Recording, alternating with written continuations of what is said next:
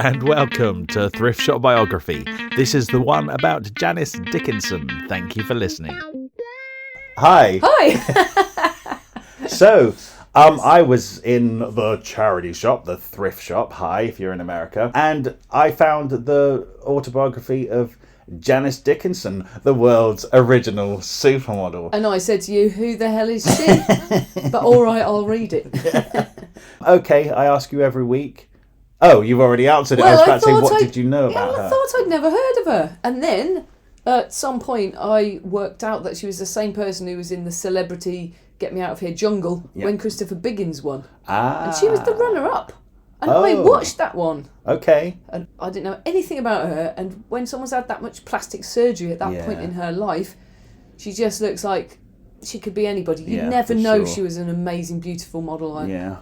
My only knowledge of her is through reality TV on I'm a Celebrity and on Celebrity Big Brother. And I knew that she'd cropped up on some other reality shows like Next Top Model, but I never watched them. So I was aware of her, but I just knew her as this kind of crazy nut who's obviously a good booking for a reality show. Yeah. And it said, but this book actually, was it written in 2002? Yes. So actually, and I also knew that she was the main accuser of Bill Cosby. Yeah. And they completely shot her down because when she came on the news talking about it, she just seemed a bit crazy, unfortunately. And so it's easy for people to say she doesn't, she's making it up. That's the problem with a lot of damaged people, is nobody believes them. But that's the problem. That's why they're damaged. Yeah, and that's what this book is kind of about. A life full of not being believed or listened to. Yeah, and I think that's why abusers hone in on those people, because they are damaged. It's kind of a vicious circle in a way. And in some ways, and we're leaping to the end, reality TV producers are abusers because they go for the damaged people and then use them up just like everyone else always has. Total exploitation. It totally is. Yeah. So it makes good TV because here's this damaged woman. I mean, but we both said we both watched it, so it does make good TV. But then, I think reading these books is really teaching me a lot about how not to judge people who are seemingly insane, or at least to give them a bit of a benefit of the doubt as to let's give them a minute. Why are they like this? Yeah, for sure. And so what's good about this book is kind of like I picked up on Janice Dickinson around the time that this book kind of ends. Yeah. So I know like everything she's done in the last 10, 15 years. Yeah. I knew nothing about her before. And weirdly, like her, you mentioned her plastic surgery. I kind of just remember her as this quite stunning, tall, elegant lady when she's not being crazy. I'm not saying that tall, elegant ladies can't be crazy. Yeah. I mean, it's she not obviously mutually exclusive. was, though, even then. But because the pictures in the book of when she's at the height of her being a fashion model, etc., she doesn't look like she does now. I know, she doesn't at all. Yeah, I find it hard to place her when I'm looking at the pictures. I'm also thinking, God, it doesn't look like her. Yeah. I guess that's the industry, Again, it is huge pressures. When you've built an empire on the way you look, you don't want to lose that, do you? No. But then to me, she ends up looking like Caitlyn Jenner. Okay. Do you think they have the same? Jenner? Yeah, you do mean Caitlyn Jenner. Do you think they have the same plastic surgeon? Yeah. But then to the point where you can't see who they used to be. Yeah. We can't see who Caitlyn Jenner used to be. No, you can't. But in the same way, either of them, I don't know who they used to be. Same as Madonna, I think if you just let yourself grow older, I could still see your story in your face. Yeah. And now I can't. Yeah. But then, they've got problems and that's why they... Yeah, for sure. They need to be eternally... Yeah. By the way, this book deals a lot with abuse. Oh, why am I laughing? It's awkward. It is awkward. It's so awkward and awful. In the same way that like Mummy Dearest was, and I hated reading Mummy Dearest because of the abuse in it. I'm just wondering whether we should be warning people about this one. If you're listening and you're kind of upset by things like child abuse and sexual abuse, you shouldn't probably listen to it because it's explicit in this book, isn't it? It really is, and it gives you that same feeling of reading it for her whole of her childhood, where you're just sort of going, I almost can't bear reading this, because she needs to get out, and she's stuck. And you have to get to the point where she leaves her childhood. Yeah. Because you can't bear it. But of course, she never leaves it, really. Oh, do you know what? The one thing, her awful dad, who is like a devil on earth. She calls rat bastard. She calls him rat bastard. All the way through it. All the way, but that's the thing, all the way through it. Yeah. It's like she is constantly mentioning him in every chapter of this book. That abuse never left her. No. Oh, God, it's so even when you're hearing... it doesn't. Yeah. Even when you're hearing amazing stuff of being a high-class model and hanging out in the best places with the best people, she still finds a way of going back to her dad. She's on top of the world, but she's a worthless piece of shit because her dad told her so. Yeah. So how can she be both? Yeah. And that's her constant struggle. Yeah. So we need to talk about her dad. We don't need to go into the details she goes into in her book. Sweep of the whole book, isn't it? That we just said. Yeah, but I would basically say if you don't want to hear about how awful her dad was, turn it off. At least, or skip awful. 10 minutes. We're not going to spend that long on it, are we? Why don't we? Except that it affects her whole life, Yeah, we actually don't listen. Go and listen. Awful. What podcast can they listen to? Every single one we've done seems to have some kind of abuse in it. Listen to the George Michael one. Or Rod Stewart, if you haven't listened to that. Yeah, he causes the problems. Yeah. No. Okay, so Janice Dickinson has 2 sisters, so it's a 3-daughter family, and she has a mum who's a nurse and a dad who's a Marine. But her dad is exceptionally vile and angry and violent. I think he really, really hates women. Yeah. And he was really disappointed to have girls. He really wanted sons. Yes, he but did. I have to probably guess that if he'd had sons, he'd have been horrendous to them as well. Yeah, of course. He would have been hitting them. Or he would have been going, you need to be a Marine, you've got to be hard. And if they were born a bit soft, that would have been a nightmare for them too. Yes. So Janice pulls no punches when she talks about the abuse. It's crap. The whole tone of the book, actually, whatever she's talking about, is quite crass and explicit. Yes, I have to say, true. She has a turn of phrase. Yeah, but that's what she's known. Yeah. She doesn't hold anything back, and she doesn't when she talks about the abuse. So she has an older sister, Alexis, and a younger sister, Debbie. Now it sounds like Alexis got the worst of the sexual abuse. Yeah, and it sounds like Janice was privy to it, so when it was her turn, so to speak, she really fought back against it. I mean, it didn't stop him, but it meant that she had less sexual abuse and more violence. Well, it turned into violence instead of sexual because abuse. She was rejecting her. Oh my God, it's so grim. And so Janice is kind of has this fiery personality, and she stands up to her dad. But that gets her black eyes and split lips. Oh my God. He comes home, beats her, stands on her stomach till she wets herself. Oh my God. I mean, it's severe physical beatings and a really bad violence. And also that constantly telling her that she's no good, that she's never going to amount to anything. Yeah.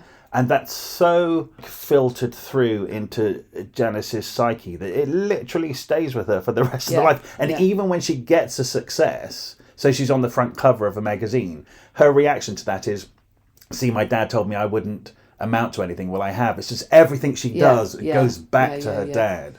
This is what I wrote down as a quote. He says, when she rejects him, giving him a blowjob, basically, you're less than nothing, trash. You'll never amount to anything. Someday you'll be on your knees begging guys to suck them off for a few bucks. That's what he says to her. And she's like 9 at this point. 9. And it stays with her. God. This is... People are a mess.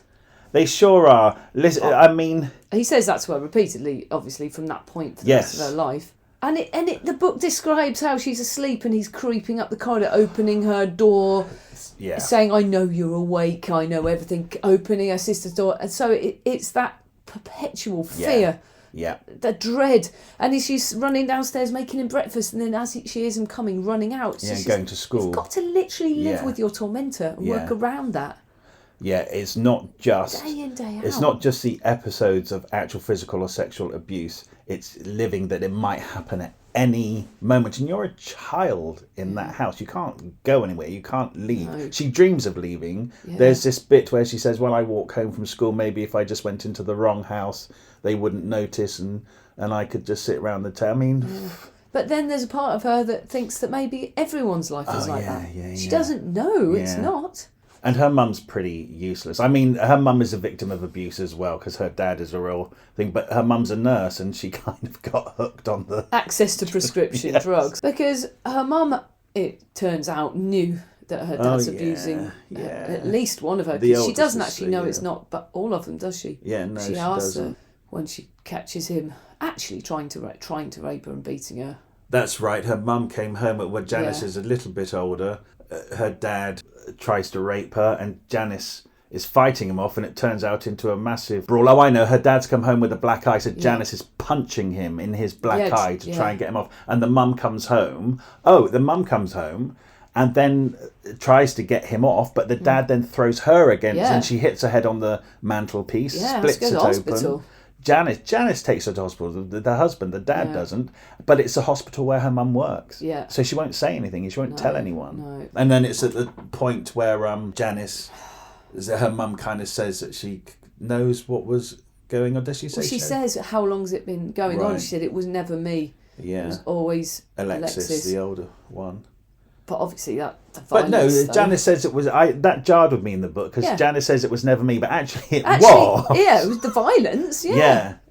And she did get some sexual abuse when she was younger, but because of that, she made sure she wasn't going to get any more, which is why she always fought back and got beaten up a lot. But her mum just couldn't cope with it. Buried her head in the sand and took prescription drugs to numb herself. Yeah. And which is sadly, effectively, what she then did for the rest of her life. And in fact, from a young age, she was going to meet her friends and taking whatever pills anyone could find, or smoking weed, or just anything to numb herself, get off her head from that point on. Right, okay, so I think we've established that Janice had a pretty grim childhood, so should we move on quite quickly? Yeah, all right. So listeners, just realise that she had a really terrible... traumatic. It's a hard read because it goes on a while and you just want her out. Yeah. And then she manages to get to a Jim Morrison concert. Which is when you think she's got hope. She sees this bloke. She's right at the front. This is her way out. I could be up there. Yeah. I'm going to make something of myself. That's a real metaphor for her personality, that she can go to a Doors concert as a 14-year-old, right at the back of the crowd. She can fight her way to the front and be at the front and see Jim Morrison. That's kind of what she's done with her career and stuff. She always pushed herself forward, and I think that's a really good... Propelled by the need to get out of where she is. Mind you do that at concerts, don't you? When you went to see Prince at the O2... You push my way. I turn up at about dawn. Oh, okay. And stay there. So, all right. I just calculate That's why you're not a supermodel. I'm very patient. But then that all turns dark because he's drunk and he starts hurling abuse at the crowd. Jim Morrison. Yeah. And then takes his trousers down, flashes them all. She's like, oh...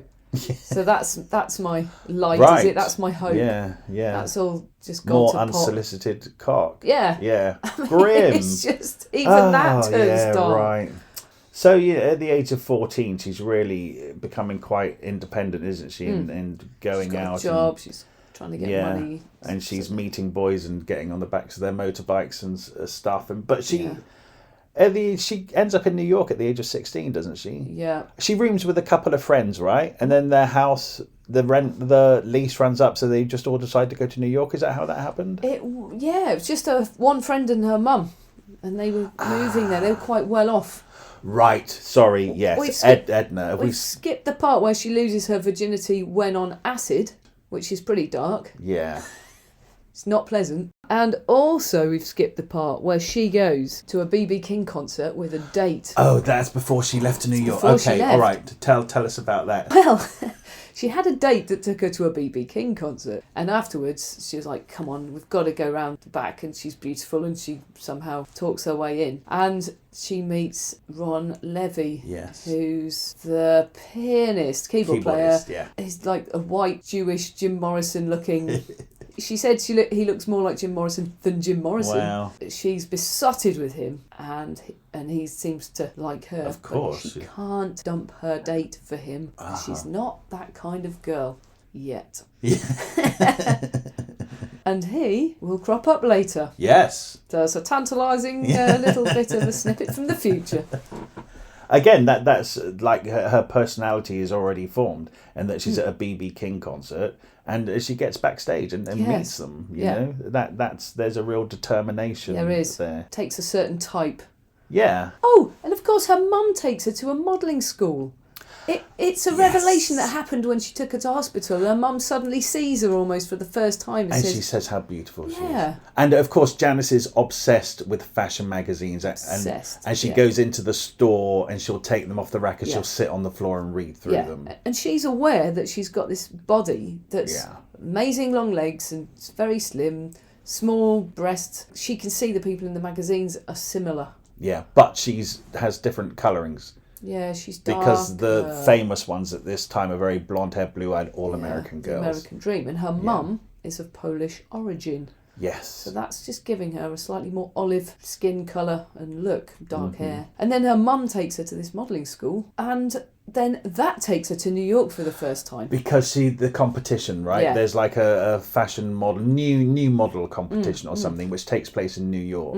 And her mum gives her the airfare. Yeah. And she goes. Yeah, which is amazing.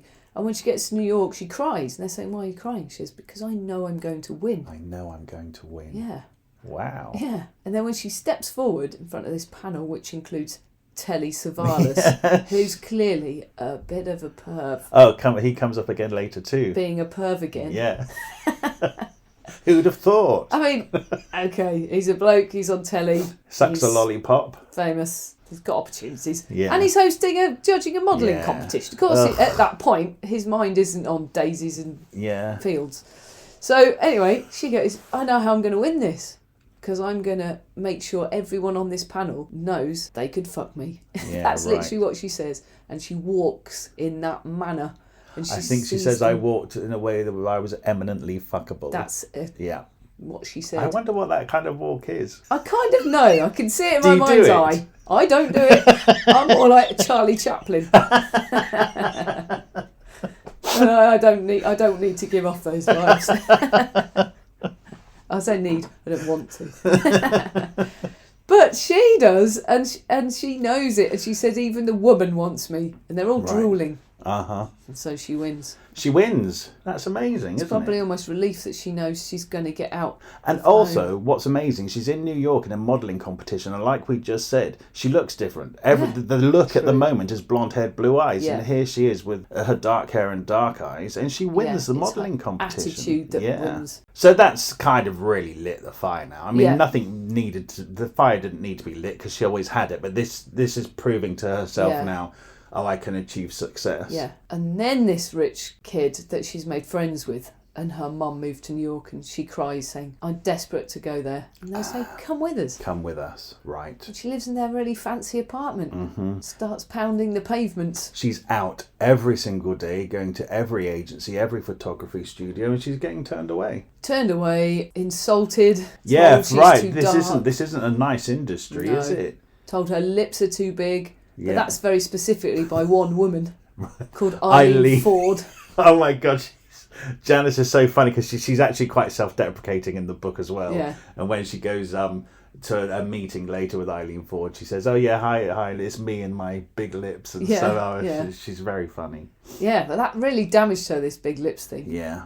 Like her dad again, I suppose, all these people saying that. Yeah.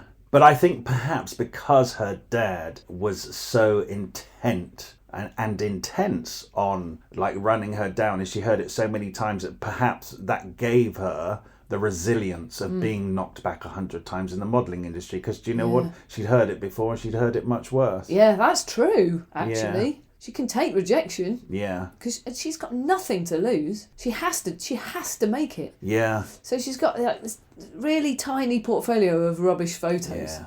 And then gets this lucky break when she walks in this one room and they're like, oh, you're late. Yes. And she's like, hang on a minute.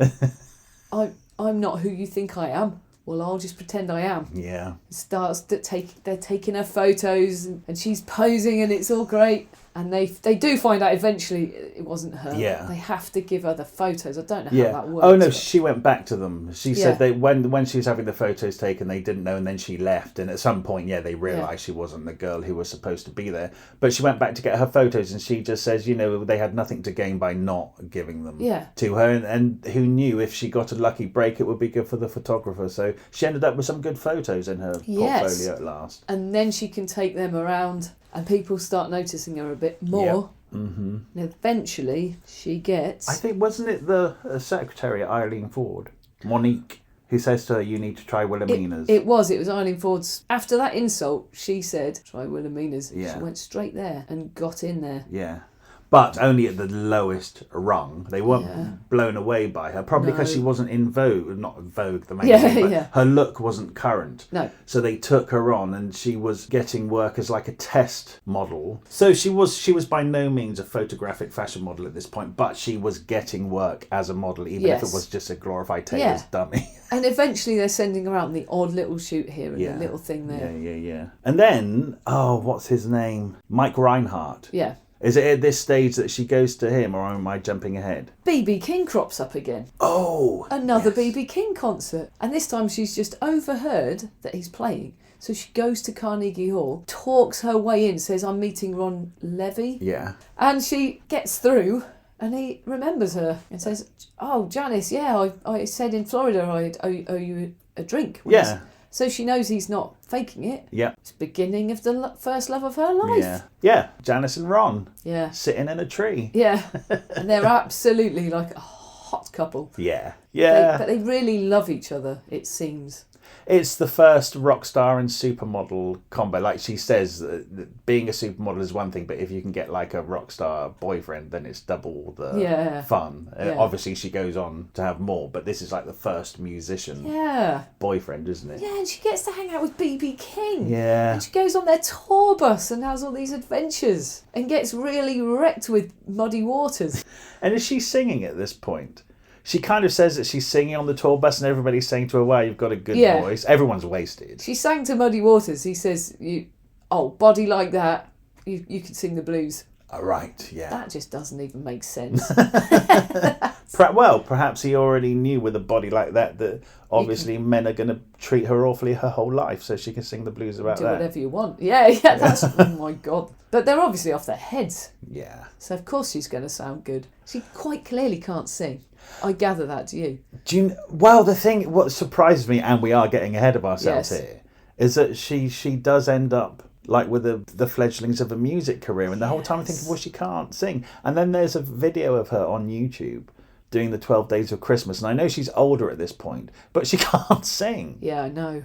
But then I guess it's that whole thing where, it's the beginning of the 80s, and historically there have been singers who look fantastic who actually can't sing that well. Well, I mean, Grace Jones crops to mind. Do you think she can't sing? To mind. I do. I think she can sing, but I'm not sure she could sing to the quality that would have been needed to launch a music career. Right, okay. If she wasn't such a personality with it, I think she's more of a performance artist, really. Yeah, for sure. And who's that other disco woman? She was the muse of Dali, and she had some disco hits. They put a whole album together for her. She was another Studio 54 woman. Oh. Sometimes you're so famous, it doesn't matter if you could sing or not. They can just put something together and you can be Amanda Lear. Ah, okay. Yes, she was Dali's muse. She couldn't sing. She was beautiful and becoming quite famous, and that's all you really need. So they put a whole album together. It's a bit like Marlene Dietrich. Okay, and it's also, like the 1980s, it was every soap star got a record deal,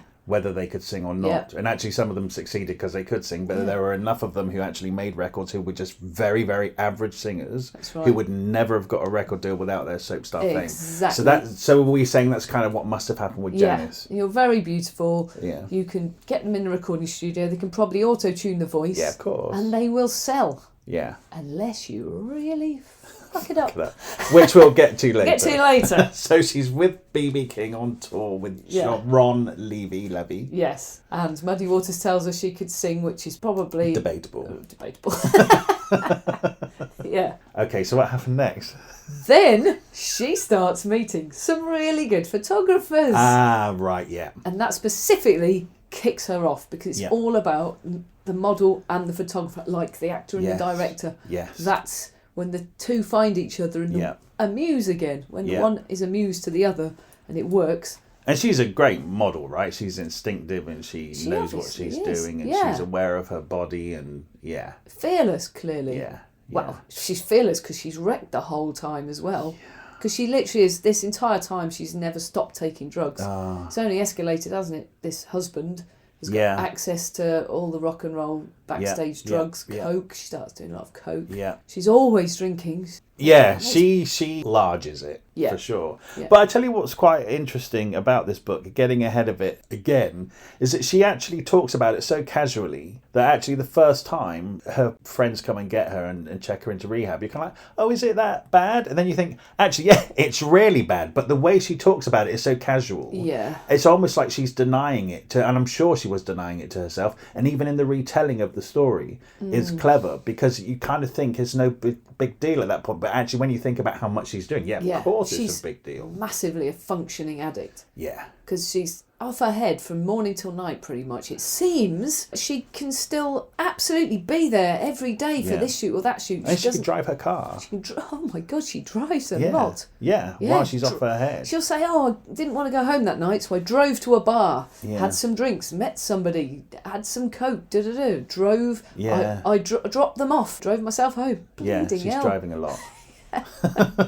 People did in the 80s, People though, right? did. I guess when you're in America, all the roads are pretty straight. You've only got to stop at the lights. It's easy to drink and drive in America. Yeah, in Britain there's all little windy lanes and you're just going to go off on one corner, aren't you, at some point? But in America, you just keep going straight and turn every now and then. Yeah. And there you are. Easy. So has she gone to Mike Reinhardt yet, of the photographer? And he's ignored her. Yeah. Patrice Casanova is the first one who really... He's the French guy, right? Yeah. Okay, and then does he take her to France? Well, what happens is her and Ron, it was one day when she says, okay, Ron, I've got to go and do this big job. You're going off on tour. When I come back from work, it's that kind of prostitution-y waitressing job she had. I was really surprised about this. So Wilhelmina's, which is one of the leading model agencies in New York, and at this point Janice is still at the bottom of the pecking order, and she goes to Willie, the boss, and says, I'm desperate for money, I can't pay my rent. And so she says to her, well, there's this club where rich men go, you can wait tables, and Janice is like, that's a hooker bar. Yeah. But she goes, she's very ambivalent about how she talks about it. She talks about working there, and then she says, look, just cutting to the chase, the rent was paid that month. That's so right. Is she saying that she became a prostitute? I don't think so. I think that everyone else there was, but she was just working it, getting massive tips. Yeah. Because it's in the air and she knows how to do the walk. Yeah. And make them think that it's possible. That she's eminently getting fuckable. Massive tips, but I don't think she followed through. Because at that point she was absolutely in love. With Ron. Yeah. And she was saying, contrary to popular belief, I was faithful to these people. She says it all the way through. Can I just not gloss past the point that the boss of one of the biggest modelling agencies in New York is sending her models to be prostitutes? Yes, it's an extremely fine line, as we will discuss when she goes to Paris and meets these models who have all got Arab boyfriends and this and that. It's people supplying models, and Trump and all those people get models supplied. It's a very fine line between the word model and prostitute. It's weird though, isn't it? Because you are both of those industries are based on making money from your body. Yeah. But they are and should be totally different. So it's unless you yourself as a person, model, don't forget they all become drug addicts. Not all, but it's such a drug-fueled industry. Yeah. Once you're an addict, that's where your money's going. That's where the line can easily get crossed, isn't it? Yeah, for sure. And also, there's just the pressure for them not to eat and stuff, and so they'll take appetite suppressants or speed to keep going. It's a dangerous industry. It really is. And because of that, Janice is a real survivor within it. Obviously, we're going to get into some of her scrapes and stuff. Well, she's survived physically, but mentally, That's it. Her awfully abusive childhood kind of almost set her up for working in the modelling industry. That's an awful thing to say, but it's kind of the truth. Yeah. Oh my word. Yeah. Anyway, so she got to that job, got $200, and then got the bus to go and join Ron as arranged at the BB King tour. Yeah. She gets there. Yeah. In the late evening or whatever, and walks into his dressing room, and there he is having sex with a woman on the sofa. Heartbreaking at that point, right? Because she's they're absolutely in love. And they have amazing sex life newly themselves. Married. Actually, we missed the point. They got married. Get married, yeah. And his mum loved Janice, and when Janice's parents came to visit or came to the wedding, she didn't want her dad to come, but he did. Ron's mum took Janice's dad aside and basically read him the riot act. And Janice said that he came back to the table and he didn't say another word for the whole night. So Ron's mum loved Janice and Janice loved Ron's mum. Yeah, and she'd spilled it all out to her and she'd hardly ever told a soul. Yes, you're right. She just felt that she had a family she felt safe with for the first time ever. There you go, and that's what makes Ron shagging this other woman so heartbreaking. So heartbreaking. Because she's finally found a family that loves her and she's happy to be a part of. And now Ron being a dick. You almost think at that point, if they'd carried on being loving and supportive and she'd had that family around her, she might have made it through. He was a heroin addict, though. Oh, bugger! That's so true. They were drug addicts at that point. God damn it. If only all of those things and him not being a heroin addict, it might have worked. Oh, damn it. Had he got to heroin at that point, or was it just a lot of coke, too much coke? I don't know where it goes from cocaine to heroin, but it's all much of a muchness at that point, isn't it? Okay, it was doomed. But it's such a... It's a real shame. Yeah, it's a real shame. A terrible There shame. are many shames in Janice's There's life. a lot. God. But doesn't this what happens? She spurs her on as she goes to Paris? Yes, gets the job in Paris and she takes it almost that next day.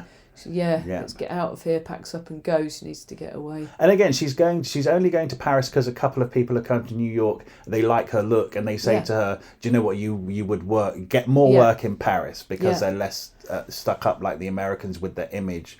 There are different girls in Paris. But again, she's at the bottom of the pecking order. She's staying in an attic on mattresses with about 4 or 5 other models who are trying to make it in Paris. And you're right, they're all going out, finding the rich Arab boyfriends. Sugar daddies. But Janice isn't. She's pounding the pavement again. But the rejections are in French, so it doesn't hurt as much because she doesn't understand them.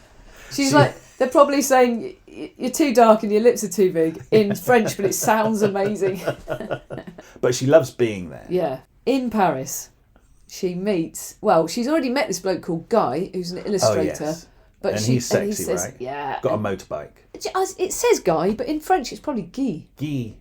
Yeah. Yeah. Okay. Let's say call it Guy. And he's got a girlfriend. And she doesn't want to know, and eventually she's sick of all these girls having their blokes. She gives him a ring. I think she phones Ron and he's having a party and she can hear women. That's right. She's like, right, that's it. Phones Guy.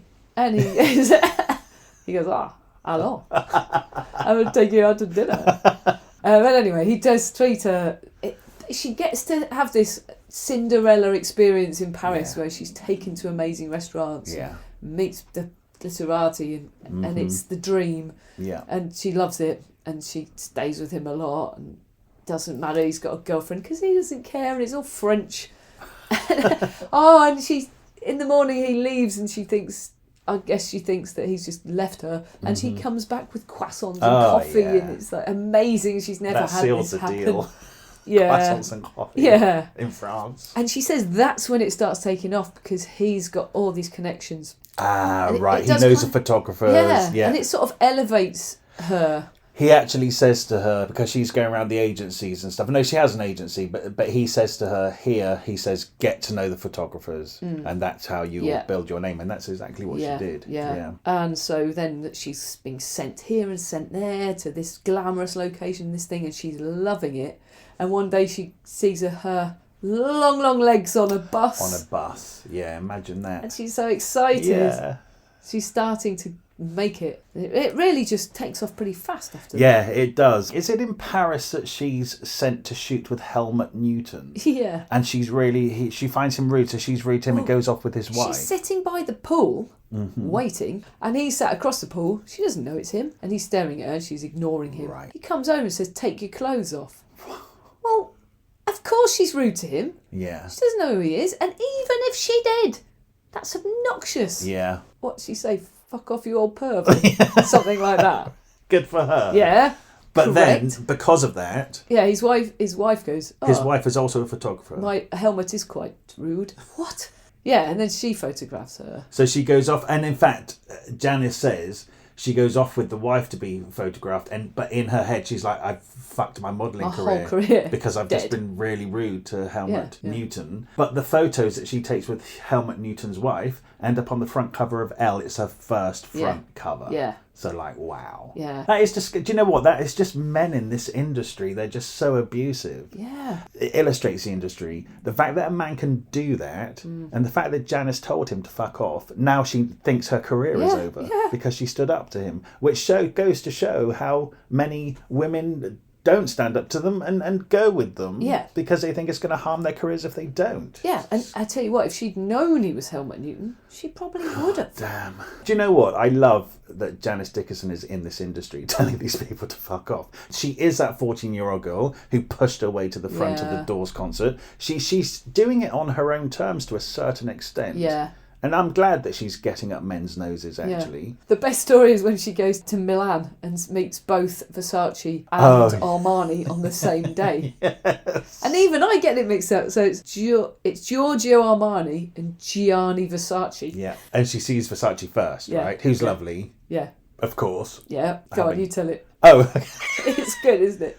So she goes to Versace first, and he's lovely, and they're getting on and having a great meeting, and then her agent drives her to Armani, who she says just sit on a throne. Yeah, he keeps her waiting for ages. Right. And then says, come in, and he's on a throne, elevated. Oh my God. So she stood there in front of him, and she says, it's a pleasure to meet you, Gianni.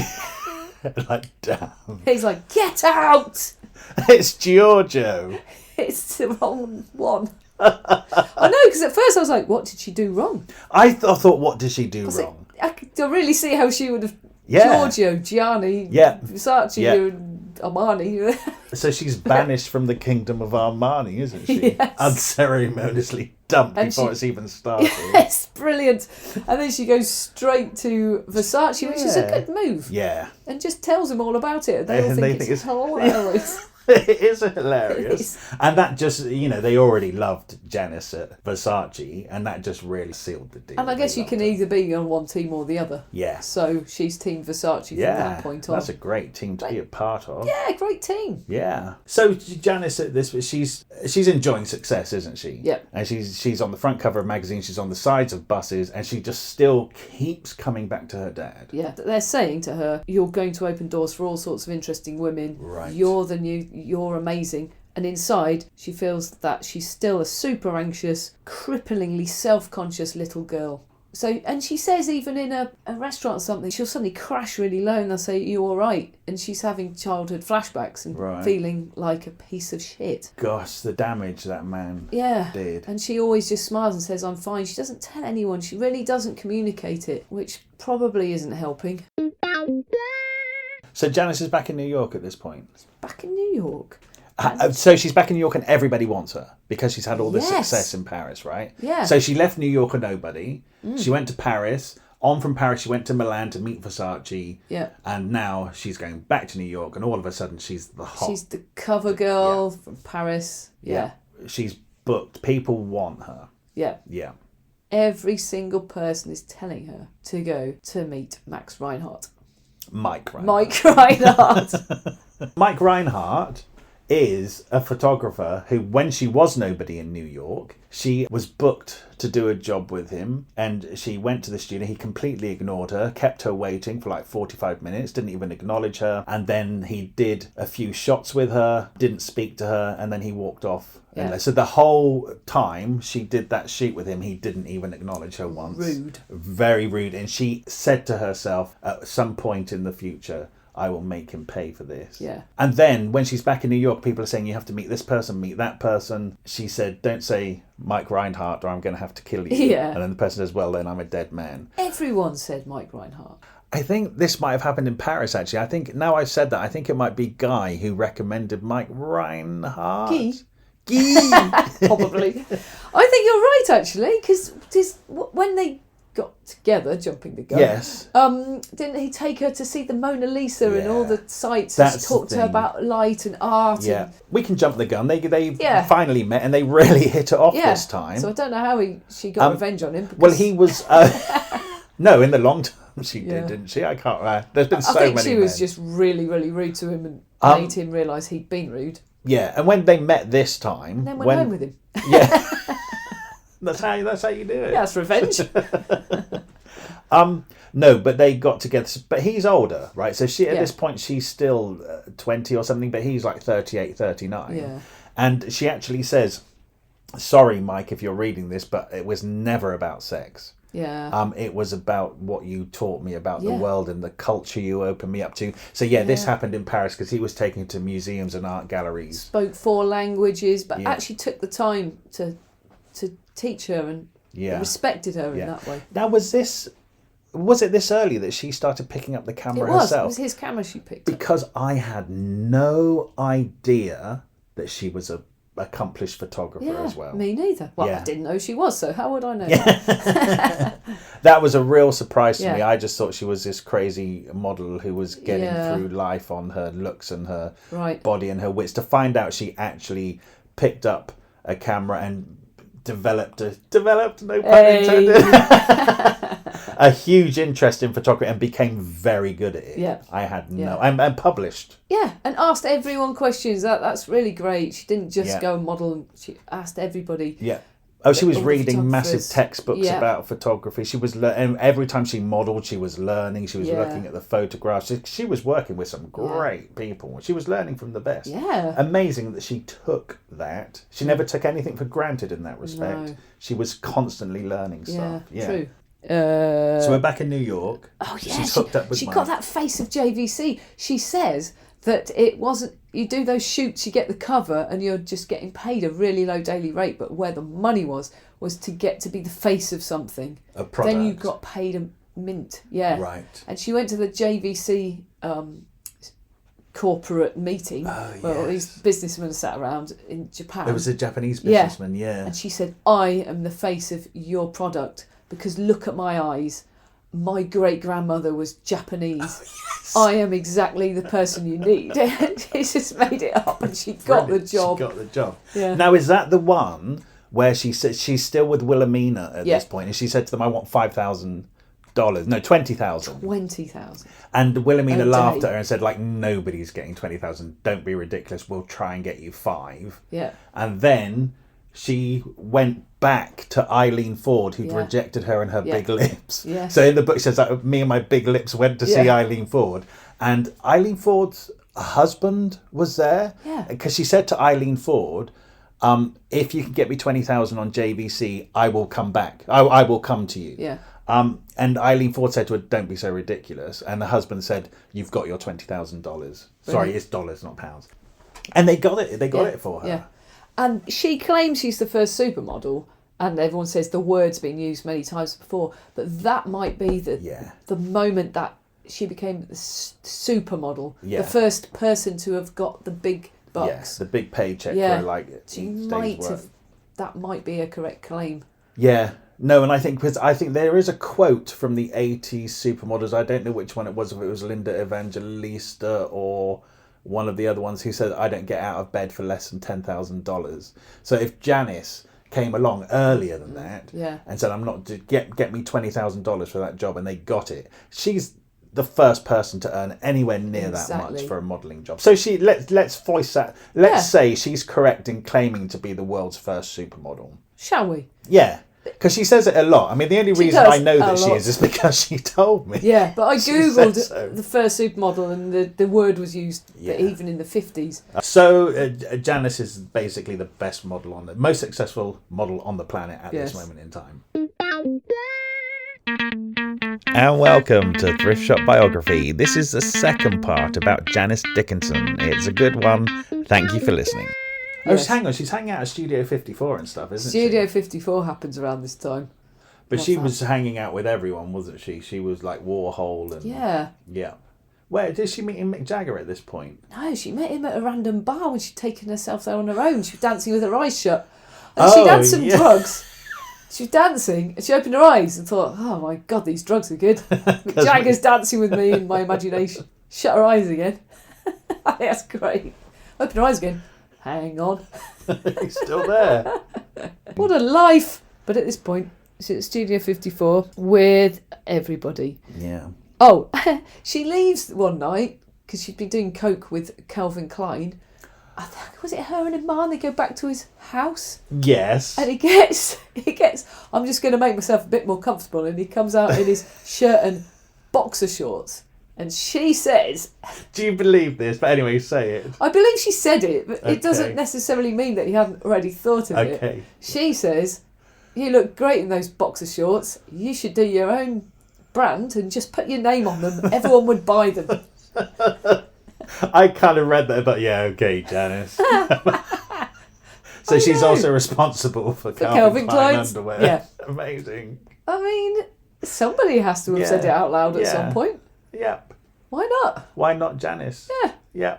Oh, she says at some point, the fear is that she knows she should sort of do some therapy, but the fear is, what if I look inside myself and find there's nothing? And that's her constant fear, isn't it? That actually there is nothing under this partying and this drinking and laughter. Yeah. So you just carry on.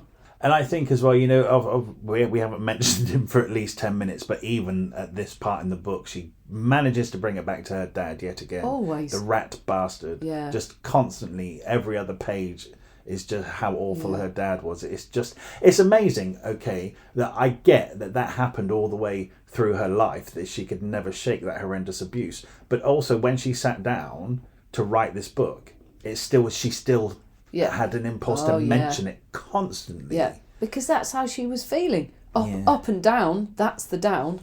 The ups aren't even real, really. Except that everyone's telling her she's amazing. Mm-hmm. But that's the reason she needed to hear it, because she's balancing that with the opposite. Do you know when we see films and stuff about child abuse? And so I think that this book is as good as any, which illustrates how you never shake it. Yeah. And how it just always stays with you. And you can just literally be having the best fun in the whole world and independently achieved success, respect from your peers, fame, money beyond what you ever thought you might get, and still your childhood abuse is right there at the front of your head constantly. It never goes away. I think in a way, I know this is just a celebrity biography, but I think it's almost quite an important piece of writing because you don't expect to find it in a book like this all the way through, how much it's damaged her. I do think I'm going to have to hold on to what I've learned from this book to make sure I don't judge people who seem really unhinged, because so many people's lives have been messed up by their parents or by any adult. For sure. It crops up a lot. You never know what people are going through. You have no idea what they've been through and what they're carrying with them. Anyway, back to the story. Actually, the Mike relationship crumbles. They were always arguing. They got to the point where they were actually shouting at each other the whole time. She sort of knew it was done. Yeah. Oh, he was really controlling her life, controlling her photo shoot, saying, "Oh, you get that job, I'll shoot it," and all that stuff. And she knew it was all over. But she arranged a skiing holiday, and took Christine Brinkley, blonde, blue-eyed supermodel, and there's a very attractive ski instructor, and she thought, I really want him, so it must be over, because when you're really in love, you don't want someone else. Yeah, right. She put Valium in Mike's drink to knock him out, and went off, got Christine Brinkley, and they went off to the ski instructor's lodge.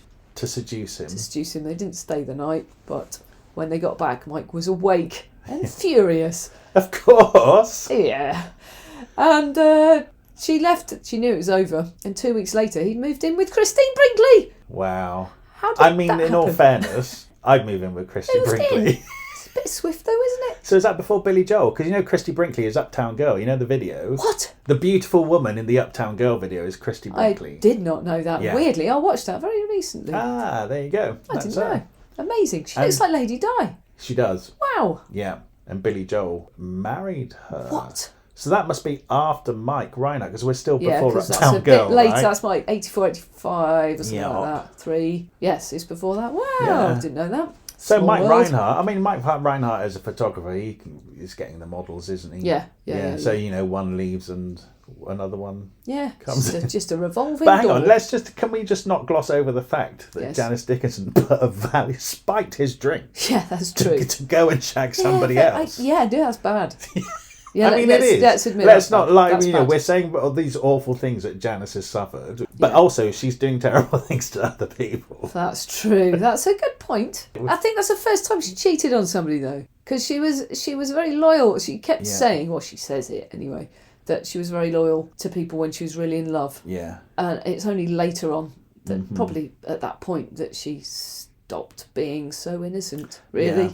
I bet Mike was dipping it elsewhere. Oh, well, she says he was. Yeah, there you go. Yeah. And especially if he hooked up with Christy Brinkley 2 weeks after. Yeah. So. She was saying at some point, well, Mike was seeing other women, which was all right, though. Then she wrote, actually, no, it wasn't. Right. It's not all right. Yeah, it's not. It's that thing where at the time she was probably going, well, it's all right. Like Jane Fonda was saying, they all had other girlfriends and you had to go along with it because that's the way it was. It was actually, no, not great. It's not. Right, so listen. I'm now listening. we need to talk about the elephant in the room called Bill Cosby. Okay, so I had some knowledge of this before I read this book. Yeah. But that knowledge basically extends to Janice Dickinson accusing Bill Cosby of rape, along with other women. But because she's the most famous, she's the one who's coming on the news programs talking, and she looks like she's under the influence of something. Yeah. Unfortunately. And in most people's eyes, that really discredits what she's saying. I Googled a lot of this. Yeah. I watched her being interviewed. Blimey, she just seems off her head. And I totally get that. The thing is, just because someone's off their head, drinks a bit, takes some drugs, doesn't mean they should be raped. No. It's just as simple as that. Yeah, and it doesn't mean they haven't been raped. And the fact they're off their head might be because they have been raped. That's very, very true, because this all happened I actually think it was 1982. Yeah, so we've got a date. Okay. But it started a bit earlier because he'd made a few inquiries and met her and said, I'm considering you for an acting job. That's right. And this is the most patronising bit. Oh, take this Stanislavski book on acting, which when you think that all he was doing is grooming her for a rape. Yeah. That's just so humiliating that she took this book and actually read it, thought she could be an actor. And that's deep humiliation that she actually thought, somebody sees me as something more, I could use my brain, which she clearly has. Yeah. That sort of stuff can really destroy you, because that's her dad again. That eventually is another massive knockback. You're worth nothing. That's what that represents. And in all the interviews I saw of her, I thought it's a real shame she isn't more eloquent, because if she was, she could have really spelled all that out. Yeah. And we needed to sort of hear what I want to say to her. What does it make you feel? Did it make you feel like a piece of shit, worth nothing, worth less than nothing, like your dad made you feel? Because that's what it must have done. Yeah. And that's what you need to put someone away for doing that to someone. It's such a gross crime that it's not just about the physical act of forced penetration. If you're grooming someone, people think of grooming in terms of children, but you can absolutely groom. If you have power, as Bill Cosby did, you can absolutely groom other successful, powerful people. Yeah. And that's what he was doing. And like you say, just the whole pretense that he had set up, it's not just a physical act, it's actually just how stupid and worthless and crushing you can make somebody feel. That is a crime in itself. It really, really is. And so he used a sort of date rape drug, and that made you go numb and lifeless. So she was aware of it, at least at the beginning, of him on top of her. But hang on, this is not in the book. I need to say that. No, this is it's not in the book at all. In the book, she talks about meeting him first, right, and reading Stanislavski. Yeah. Now, and then he says that he wants to open.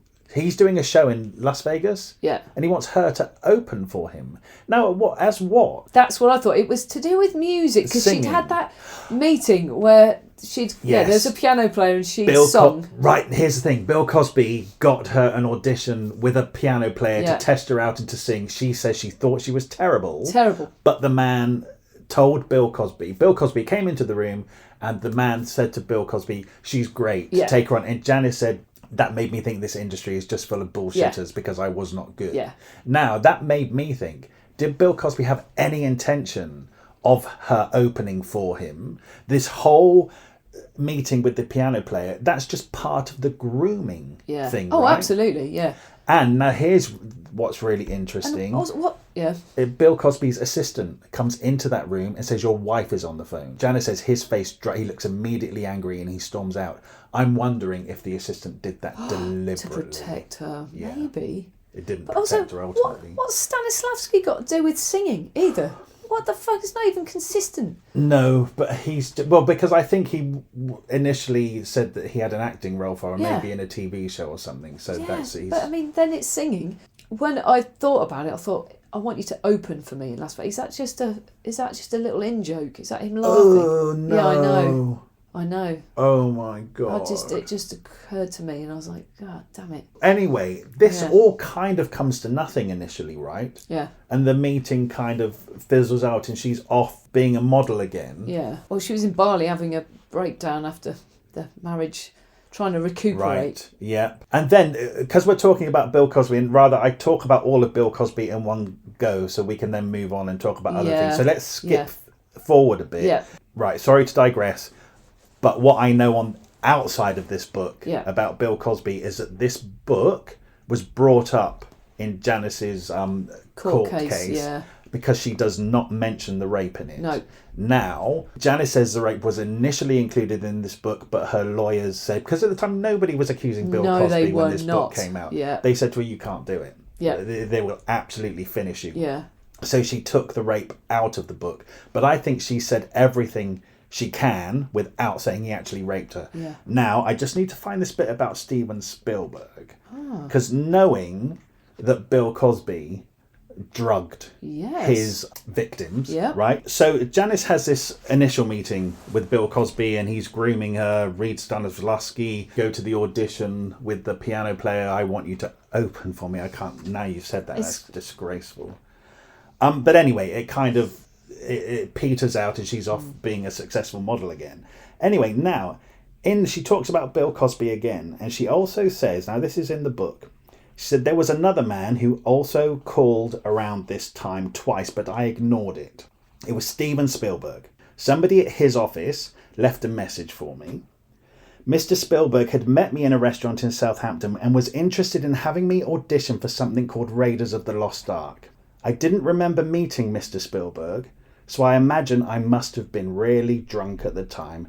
This was starting to happen to me from time to time. Blackouts, they call them. Fugue states. You wake up the next day and your memory is shot through with holes.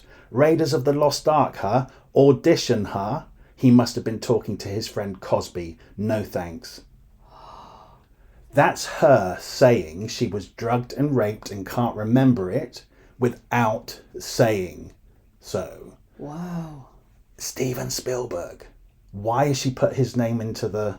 Is she saying... I mean, are things going to come out about Steven Spielberg? Should we even be talking about this on this podcast? Are we going to get sued? I have no idea. But no, you're just reading what she wrote. This is my text analysis. You know how I like to do it after studying Shakespeare? Yes. I like to read... I think this is... She's not allowed to say that Cosby raped her in this book. And now she's talking about Steven Spielberg phoning her up to audition for the Raiders of the Lost Ark. Yeah. Why would he want her to audition? She's not an actress. No. So she says, audition her. So you must have been talking to your friend Cosby. So this is a thing with Harvey Weinstein. We know it. They're getting these beautiful women in to audition. Yeah. But actually they're just getting them into... So she's saying, that doesn't necessarily mean he did sleep with her. But he wasn't phoning her for a real job. He was... phoning her to try and wangle her. Hopefully get a sexual date. And so can I say that? I don't know. He was trying to do the same thing that Bill Cosby had done. Yeah. Now... But we know he did that to her. I mean, I don't doubt that for a second. Yeah. But she couldn't say as much in this book at the time. So she said this and she's alluded to the fact... she said, I must have been really drunk. Blackouts, they call them. Fugue state, you wake up the next day and your memory is shot through with holes. She can't say Bill Cosby drugged her and she woke up and she couldn't remember. No. But I think this is her way of saying that without saying it. Yeah. Now, also, she has another meeting with Bill Cosby in Lake Tahoe, where now that's where she accused that the rape took place. Now, I also think if we look at that passage in this book, so Janice has gone to Bali at a later stage to dry out because she's had too much drink and drugs. And while she's there, Bill Cosby is trying to get hold of her. Bill Cosby's trying to get hold of her and he invites her to Lake Tahoe. So she goes. So I'm kind of thinking at this point, she's comfortable enough with him to go on the promise of a job or something. And basically they go out to dinner and he's trying to seduce her. Oh, it's 2 hours of him talking about himself. That's right. She called it the Cosby Show or something. Oh, here it goes. It was an evening with Bill Cosby, a tribute to Bill Cosby. So he's just sat. I mean, he's fucking a terrible person. This is funny as well. She goes, and so she's talking. So she's at dinner with Bill Cosby, who's talked about himself for 2 hours, and then she goes, and suddenly I remembered something Andy Warhol once told me. It was his definition of an actor. He says an actor is a person whose eyes glaze over when the conversation is no longer about them. So it says he must have been an actor's actor. Yes. Yeah, brilliant. Then, after dinner, he asked me back to his room, and I went, but I stopped myself at the door. I'm exhausted, I said. His eyebrows went a little funny. Exhausted, he asked, and it was clear he was trying hard to keep his temper in check. After all I've done for you, that's what I get. I'm exhausted. Well, gee, Bill, I stammered, if I had known it was going to be like this. He waved both of his hands in front of my face, silencing me. Then he gave me the dirtiest, meanest look in the world, stepped into his suite and slammed the door in my face. Yeah, that's where she'd slammed the door on the story at that point. Yeah. She tried to say he's a total asshole and control freak. Yeah. And that's all she could say. Yeah, she said everything she could when this book came out, when nobody was accusing Bill Cosby. No. She had it in the draft and the lawyers were like, no way. Yeah. So she's basically said everything she can without saying as much. To say he isn't the lovely, lovable person everyone thinks he is. God damn it. But then, But it's all come out now. And yeah. Well, he's been in prison for it, but he's out now. And he's already, I think he was held captive in his house for a bit. Was he? But I don't know what's happening now. He hasn't got a career anymore, surely. Well, no. But you know what? His glory days were over anyway, so Were they, though? He could have easily... No, I think he has... I think he's been punished. Okay. Without being in prison, I don't think his name is mud, surely. You would hope so. I don't think anyone would dare put him on television now. I don't know. I don't know. Anyway, we believe her and support her in this. I totally believe her, and like you say, I just think it's a real shame that when she was called up in the mainstream media to talk about Bill Cosby, she was just a bit of a mess. I know, but like you say, part of the reason will be because of him. That will have validated everything bad her dad ever said about her. Oh my God, that very incident, you know, it's terrible. She resisted it from her dad the whole time, and then she gets it. Yeah. Do you know what? Let's stop talking about those terrible men and just say, good on you, Janice Dickinson, for sticking up and actually going on the news, putting yourself forward when you knew this would probably happen to you, that people were saying, don't listen to that mad old bag. Yeah. She did it. She went out and she said it. Yeah. She's constantly, again, in the face of it, she's still 14 years old, pushing her way to the front of a Doors concert. She's ploughing on through. Yeah. And she did absolutely the right thing, and I think she's brilliant for doing it. Yeah, I agree. Yeah. Yeah. Good. Good. Right, coffee. So, let's talk about men that she had a nice time with. Yes. There are a few. I mean, obviously, a lot of them start out as good times and then turn into not good times. But to tell you something I have trouble with is remembering the chronological order of them all, because there's quite a few. There's men she had flings with, there's men she had relationships with, and there's men she had children with, but I can't remember what order they all come in. I know. I've taken a few notes because I had to go back through, because it just turns into one big blur of... Well, we can talk about them independently. It doesn't matter so much. Okay, but if you want to know what came first... Yeah, I do. Go on.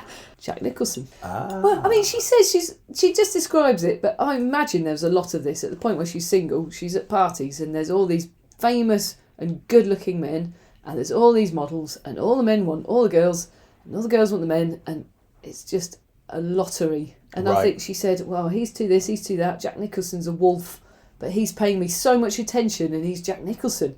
He makes me feel validation. Mm-hmm. Comes up a lot. He likes me and he's amazing and he's Jack Nicholson. I must be someone. Is that just sex in a hotel room, or did they... They don't think they had much of an affair. Yeah. She said he had a long-term partner, Angelica Houston, who she really liked and she felt bad about. Did she, though? Did it feel bad enough not to sleep with Jack Nicholson? No. I like Angelica Houston. I do. She's amazing. Yeah. And then Warren Beatty. He crops up a lot in these. Yeah, he does.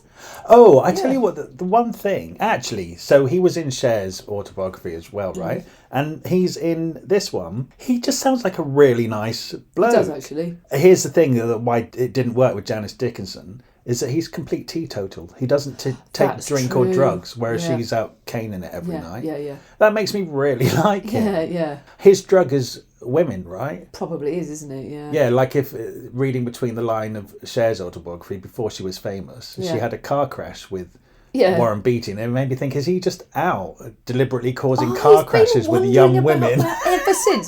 If you're driving along, ooh, fancy her, poof. Yeah. Run her off the road and make it look like an accident. Take the number, get the. Yeah. I have been wondering about he doesn't that. he doesn't do drink or drugs. He's got to take his kicks another way, causing car crashes with beautiful women. We need to see if that happens in other let's see. books. Yeah. So what's she doing with Warren Beatty? Just hanging out with him and having a nice time? Oh, she does say that he looks at himself in the mirror more. Yeah, he's very vain. Well, I'm So Vain is written about him, right? Oh, I didn't know that. Carly Simon. I know the song. Yeah. He clearly was so vain. She catches him looking in the mirror and playing with his hair for about an hour. Or she wakes up again and he's still doing it. Mind you, if I look like that, I probably would look in the mirror a lot more. Do you know that Mick Jagger sings backing vocals on that song as well? No. Yeah, because people thought it was about him, and it was like a double whammy from Carly Simon getting him to sing on the actual track, and he didn't even know. Wow, because they're all in the same world, aren't they? So actually, I'm surprised Janice hasn't mentioned Carly Simon, because they all seem to be going out with all the same men. That is true.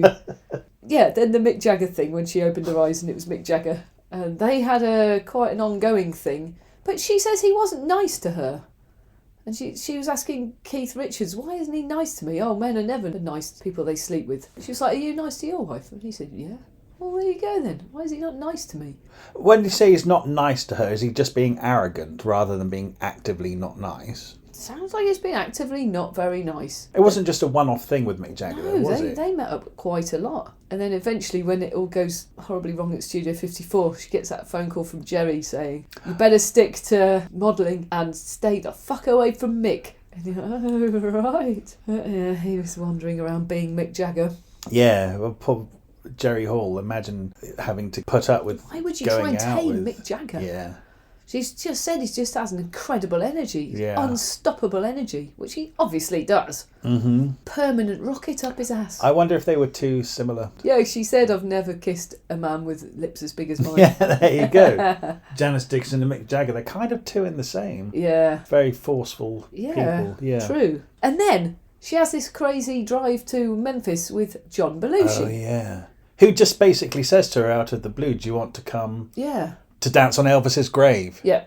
That's what... Which they never do. Yeah. And again, this is another episode of them taking loads of drink and drugs and just going on a driving. road trip. Yeah. It's amazing because you think, well, she must have loads of these stories. I bet she can't fit them all in the book. Yeah. But they randomly drive. They stop in Atlanta in a casino to see a mate of his who's performing. And they see him. And then he goes, we've run out of weed. So he shouts across the whole casino, hey, you got any pot? And everyone looks around and they laugh because it's John Belushi. He's like, no, I'm serious, has anyone got any pot? And eventually a detective comes over and goes, I'm a detective, come with me. Yes. Oh, no, it's just a joke. Yes. Oh, yeah, Janice says we're just rehearsing for a sketch on Saturday Night Live. Yeah. And then when they get outside, he says, I've got loads at my house. Come to my house. My wife loves you, John Belushi, and she's going to love it. So...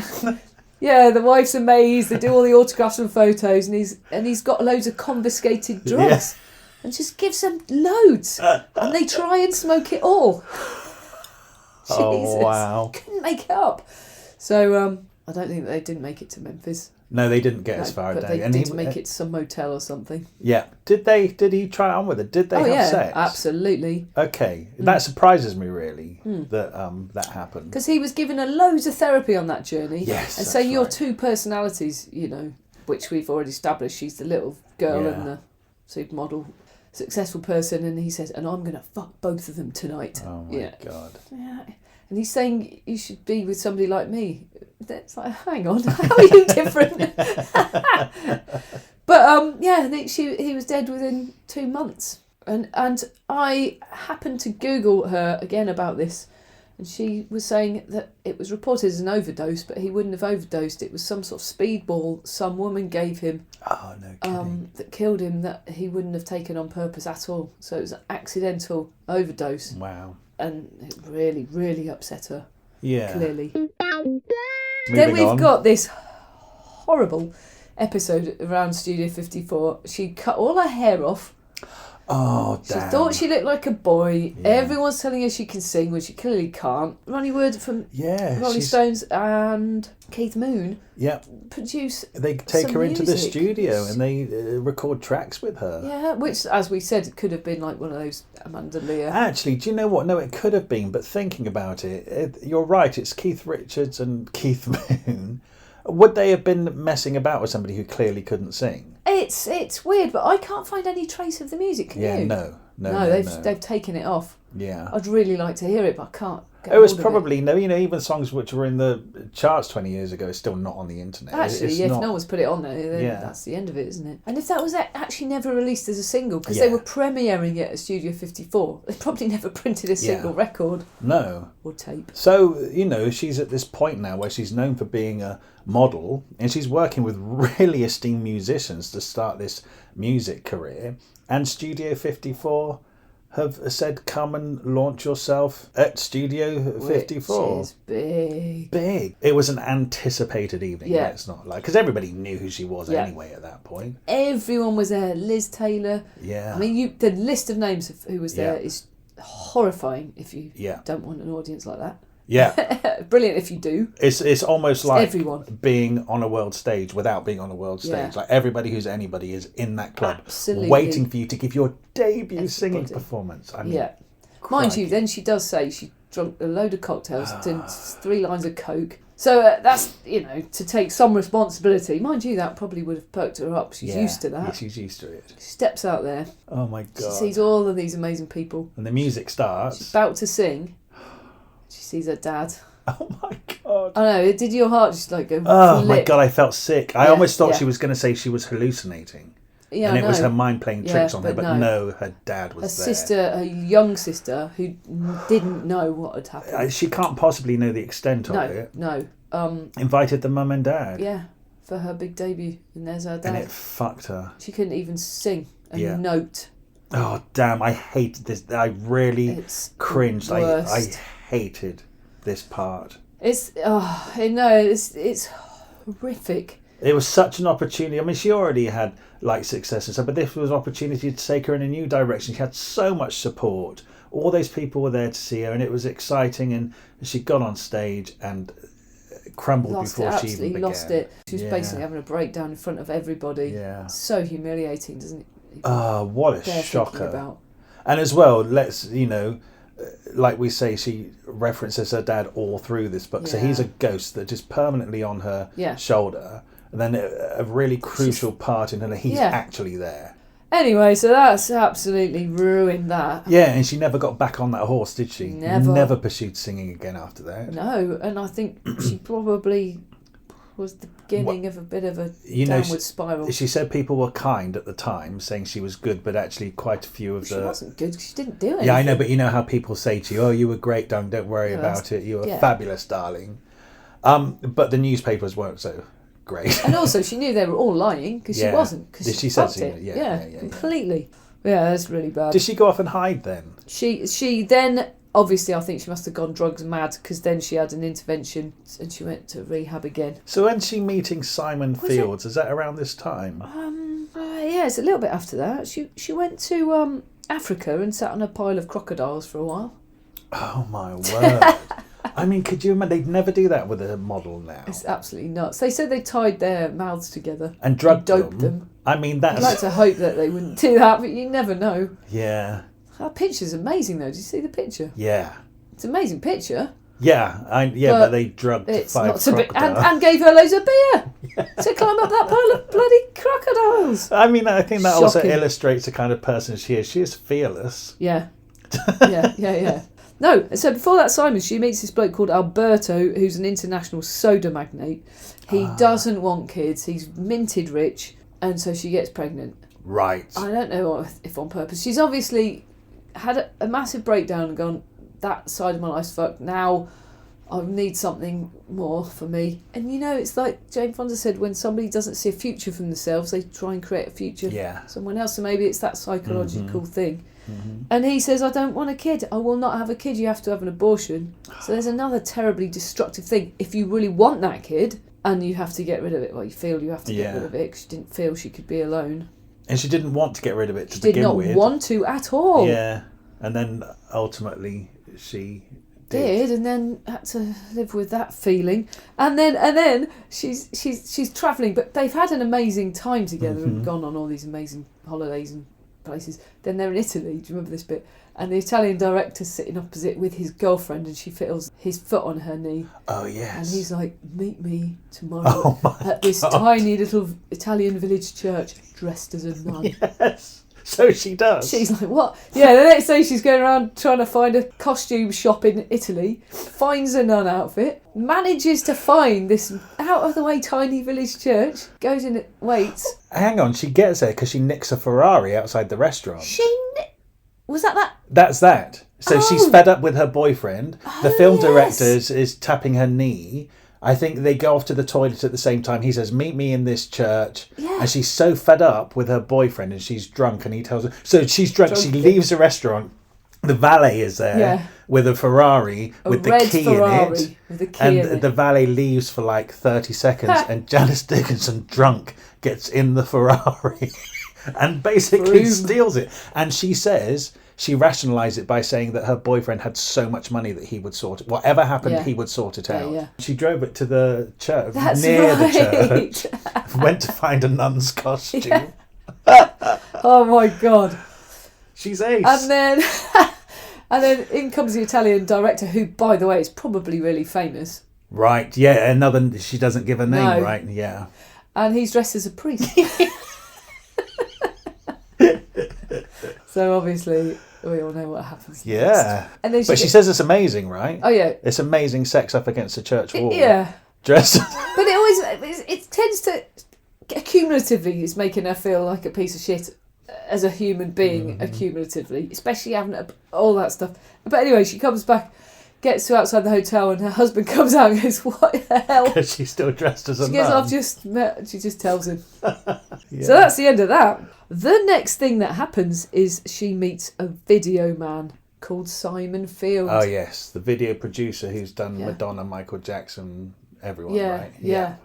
And they really hit it off. Yeah.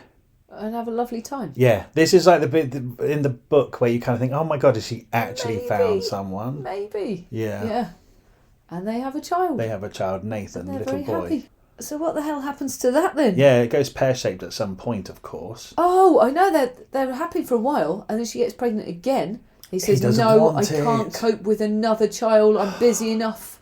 I've got too much going on to have another child. Oh, as if he was a hands-on parent anyway. Do you know what I mean? Yeah. Get rid of it You have again. to have an abortion. I can't have another child. That's awful that she's being told that again. I know. And she says, if I have an abortion, I will resent you.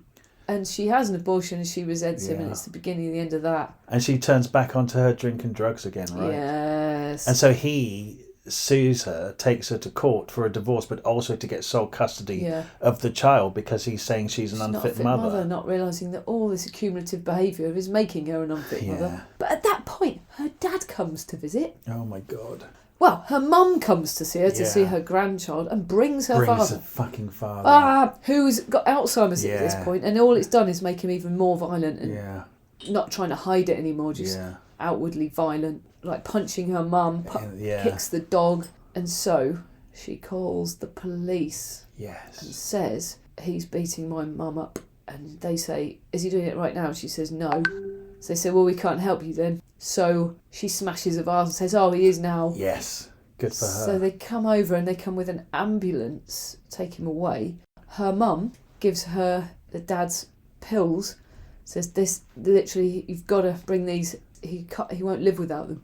And as she's following the ambulance in the car, she rolls down the window and throws them out the window. And then, when does she say it to him? But I think when he's at the hospital, at some point she goes, you should die, you need to die. Yeah. She's that mad. Because she's like, I've got a small child in my house. I am not having this man in my house with my small child.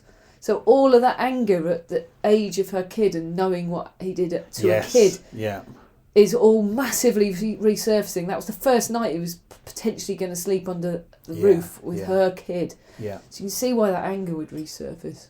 I can't remember what happens to her dad at this point. He has a massive heart attack and dies. He does die? Yeah, okay. That night.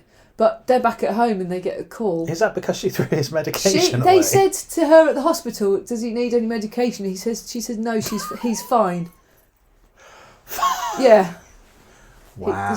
She didn't say he had Alzheimer's or anything. She said no, he's absolutely fine. Well, he deserved it. Well, he deserved not having a life well, from... to be honest, she said she could see bruises on her mum's neck. I mean, but just everything he did to her sister and herself. And the thing is, he was just continuing to do it. Yeah, he's just a nasty... A really, really nasty piece of work.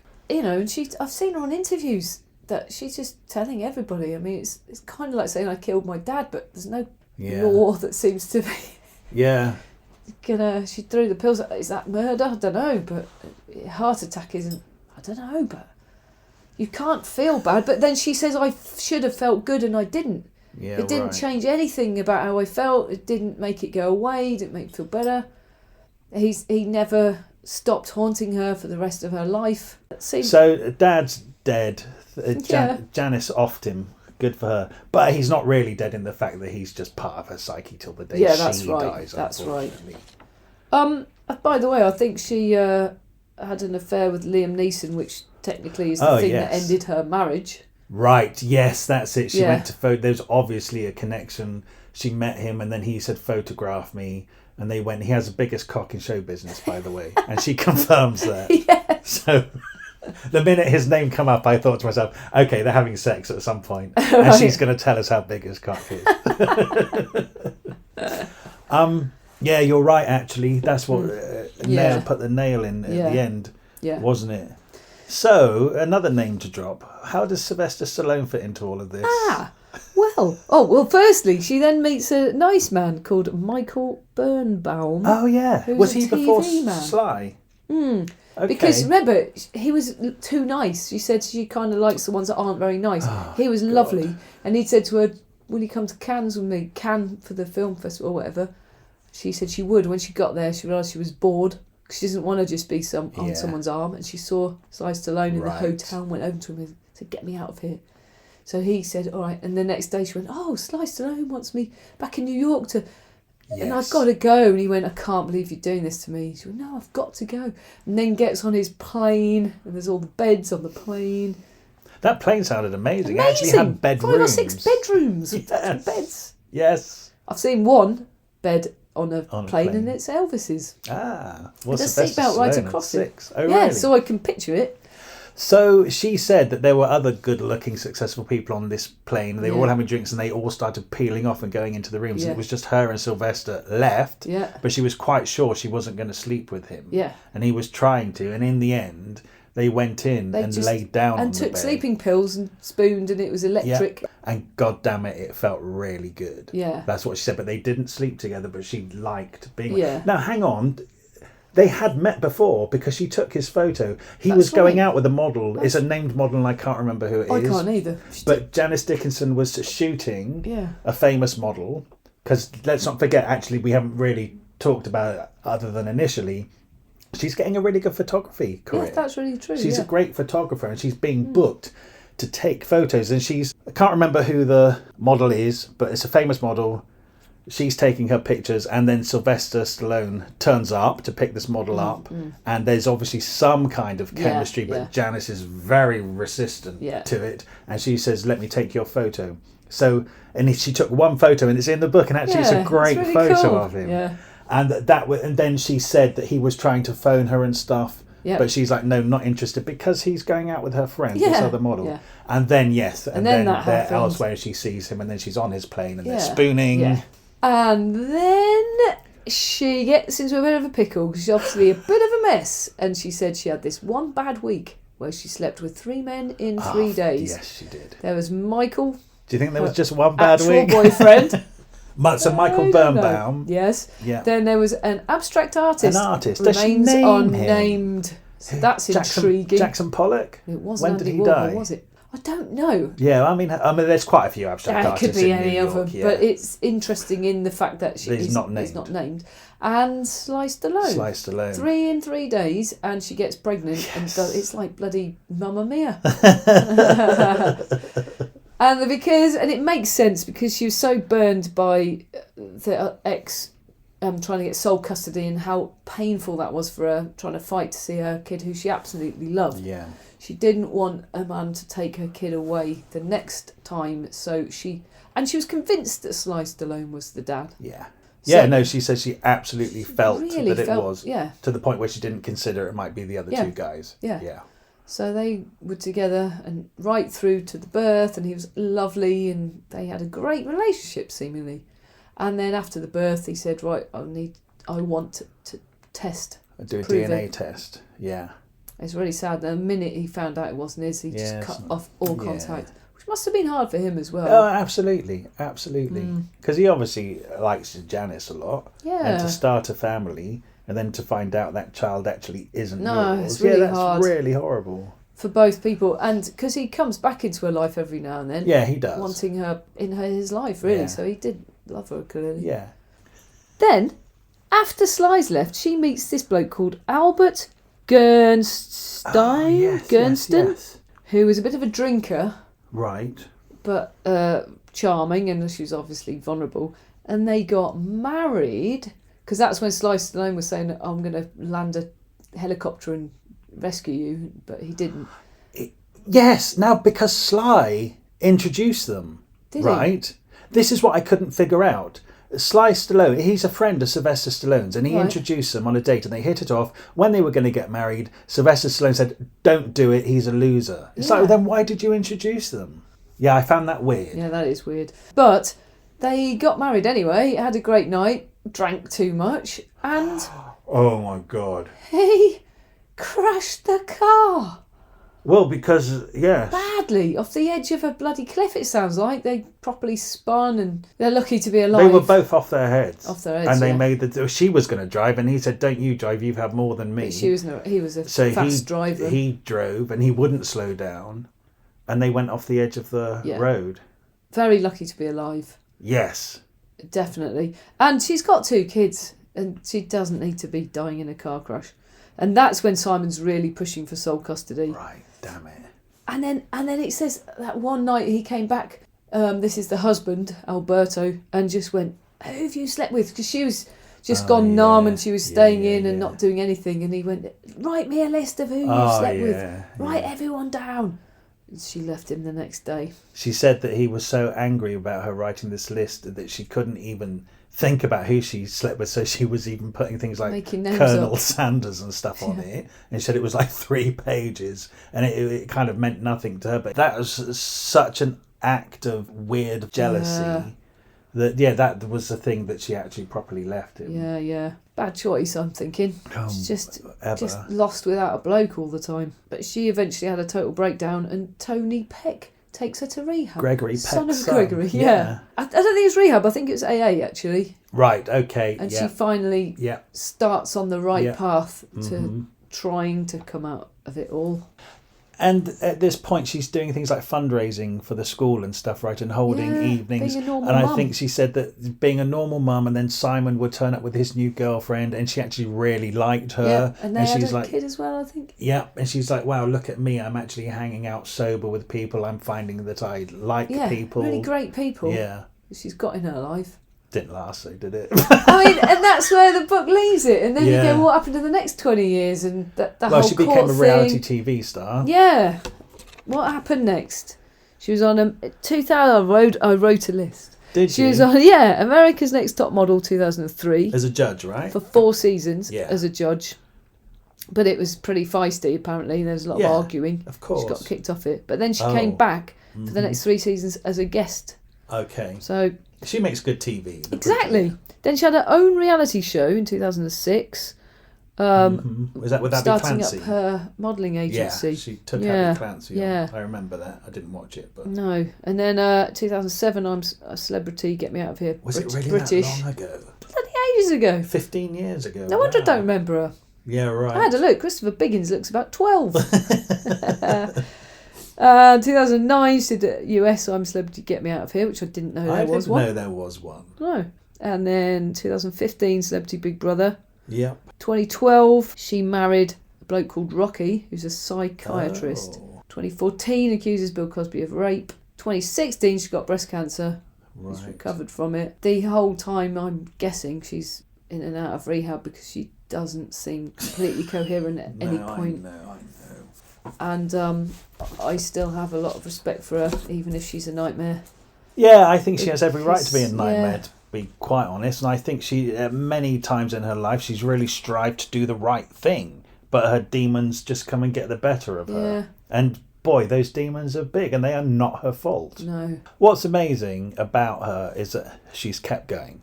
Yeah. And she's managed to make a success of many things, even though she's constantly destructing those things as well. Yeah. She does manage to keep it all going in some form or another. Yeah, she does. She's a survivor. I was going to say that. Yeah, and respect to her for that. Yeah, I can't help but like her. Me too. I'm not sure I would want to spend too much time with her. She'd probably hate us, but we like her. Yeah, I like her. Yeah. I do. I wish her the best. Me too. Good on you, Janice Dickinson. So the book is called No Lifeguard On Duty, which I thought was a strange It's very apt. title, but it's in like the last page of the book. She says there was no one there to keep an eye on her. No. And it's true. She had to do it all herself. Yeah. It's a read. It's a harrowing read at times. Roller coaster. So why not read it? Why not?